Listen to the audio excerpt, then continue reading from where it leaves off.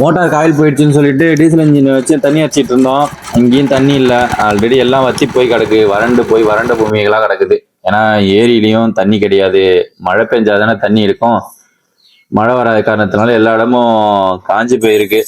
வேற என்ன பண்றதுன்னு சொல்லிட்டு சின்ன சின்ன குழியா நோண்டி நானே தண்ணி யாராவது வருதான் பார்த்து போட்டு கிளியர் பண்ணிட்டு இருந்தேன். வேற வழி இல்லையே, என்ன பண்றது. அப்புறம் ஓரளவு எடுத்துட்டு அவ்வளவுதான், இதோட முடிஞ்சு. இதுக்கப்புறம் இன்னைக்கு ஒரு நாளோட முடிஞ்சு போச்சு. அந்த புதுசா போர் மோட்டர் போட்டிருக்கோம் இல்லையா, காயில் கட்டி, அந்த மோட்டர் பரவாயில்ல ஓடிட்டு இருக்கு. முன்னாடி காயில் கட்டினதுதான் பிரச்சனை. அது அவங்க என்ன பண்ணாங்கன்னு தெரியல. இப்ப இவங்க காயில் கட்டி கொடுத்தது நல்லா தான் ஓடிட்டு இருக்கு. விவசாயம் பண்றதுதான் இப்படிதான் பண்ணிட்டு இருக்கோம். இதுல ஒரு பக்கம் என்னன்னா, கர்நாடகா கிட்ட நாங்க தமிழ்நாடு தண்ணியே கேட்கலன்றாங்க. கர்நாடக அமைச்சர் சொல்றாரு. இவங்க என்னதான் பண்றாங்கன்னே புரியல. மழையும் இல்ல, ஆத்துலயும் தண்ணி வரல, அப்புறம் விவசாயிகள்லாம் எப்படிதான் பயிர் வைக்கிறது?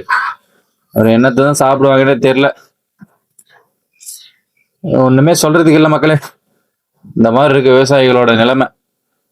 இதனாலதான் பல பேர் வருஷத்துக்கு இவ்வளவு பேர் தூக்கு போட்டு தற்கொலை பண்ணிட்டு இருக்காங்க. ஃபாலோ ஆர்ஜிராஜ் உலக மக்களே. பாய் பாய். நான் உங்கள் ஆர்ஜிராஜ்.